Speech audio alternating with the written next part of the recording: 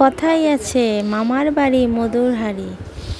তো তো আমনি সাকিনবাবু মামা বাড়ি নানা বাড়ি আসছে। তো আমার আম্মু অনেক কিছু রান্না করছে দেখেন। এসেই দেখি তার কয়েক আইটেম রান্না হয়ে গেছে। তো অনেক দিন বলতে ঈদের পরে আসছি, 1 মাস পরে, তাও অনেক কিছু রান্না করছে। নাতিরা আসবে, মেয়ে আসবে। আসলে মায়েরা এরকমই হয়, একটু একটু করে খায় না, গুছিয়ে রাখে মেয়ে কখন আসবে রান্না করে দিবে। হ্যালো গাইস, এই তো আম্মু রান্না করছে দেখেন। তো আমনি খাবে এখন, কি খায় কে জানে। তো আমনি তো আমনি তো আমনি আসো, দুপুরে খাবার খাবা, নানুরা ডাকতেছে, তাড়াতাড়ি আসো।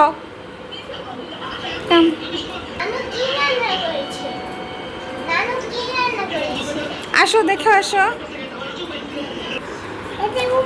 আসো, বসো।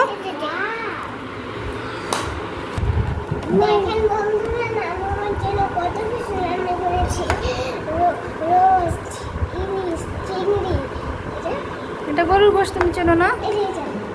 এটা হচ্ছে ইলিশ মাছ, এটা রয়না মাছ।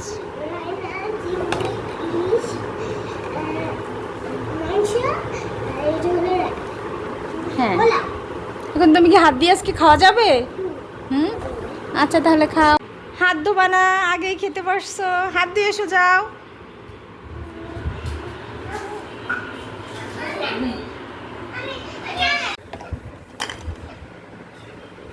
এখন তো অমনি দুপুরে লাঞ্চ করবে, তাই না? হ্যাঁ, খাও খাও, তাড়াতাড়ি খাওয়া শুরু করো। খাও, গরম কমছে তো। সাকিন বাবু হাত দিয়ে খাইতেছে নানু বাসায় এসে, না? কি খাও তুমি? কি খাও বাবা? রোস্ট খাও, বলো বিসমিল্লাহ। আম্মুর নিজের হাতে লাগানো পুঁই শাক দিয়ে ছোট মলা মাছ রান্না করেছে, আর রয়না মাছ রেহা আর আলু দিয়ে রান্না করেছে সেই মজা। পাট শাকের ডাল দেখেই তো আমার খেতে মন চায়। আসলে রান্নাগুলা খাওয়ার পরে দেখি এত মজা হয়েছে তা বলার না। আর আম্মুর হাতের রান্না অনেক মজা, সবাই আমাদের আত্মীয় স্বজন অনেক পছন্দ করে।